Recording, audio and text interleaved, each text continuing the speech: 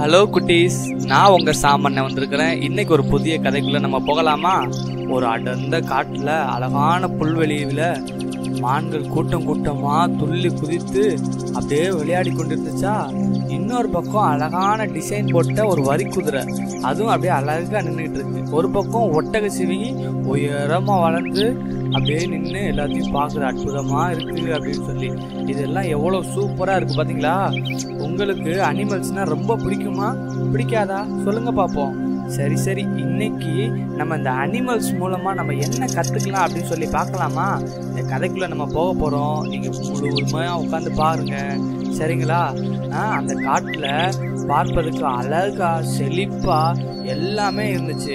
அப்போ வரிக்குதிரை தன் குட்டிகளோடு என்ன பண்ணுது, மாலை நேரத்துல தன் இருப்பிடத்தை நோக்கி அவங்க என்ன பண்றாங்க, நடந்து போக ஆரம்பிக்கிறாங்க. அப்போ கொஞ்ச நேரத்துல பாத்தீங்கன்னா ஒரு பெரிய ஒரு சிங்கம் வந்து நிக்குது. அந்த குட்டியை சாப்பிட்டுருமோ அப்படின்னு சொல்லி வரிக்குதிரை என்ன பண்ணுது, கொஞ்சம் பயப்படுது. உடனே இந்த சைடு வலது பக்கம் பார்த்தா ஒரு வேட்டைக்காரன் நின்று குட்டிகளை அடிக்கிறதுக்காக நின்றுகிட்டு இருக்கிறான். இன்னொரு பக்கம் பாத்தீங்கன்னா காட்டு தீ அதிகமா பரவிக்கிட்டு இருக்கு.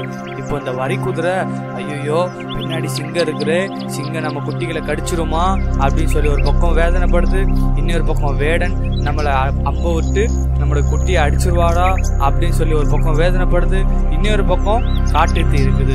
இப்படி ஒரு பெரிய பிரச்சனை வந்திருக்கே, நம்ம என்ன பண்றது அப்படின்னு சொல்லி ரொம்ப கவலைப்பட்டு பயந்துகிட்டு இருக்க போகும்போது, சரி நம்ம தேவனை நோக்கி நம்ம கூப்பிடுவோம். அவர் சொல்லியிருக்கிறார்ல, என்னை நோக்கி கூப்பிடு, அப்பொழுது நான் உனக்கு மறு உத்தரவு அருளி செய்வேன் அப்படின்னு சொல்லிட்டு அந்த வரிக்குதிரை என்ன பண்ணுது, ஆண்டவரை நோக்கி பார்த்து, ஆண்டவரே என்னை நீங்க காப்பாத்துங்க அப்படின்னு சொல்லி சொன்ன உடனே அப்போ நல்ல ஒரு நல்ல இடியில பாத்தீங்கன்னா அந்த வேட்டைக்காரன் என்ன பண்றான், இடிக்கு பயந்துக்கிட்டு அந்த அம்பை குட்டிக மேல இருக்கும்போது அந்த சிங்கத்து மேல பட்டுருச்சு.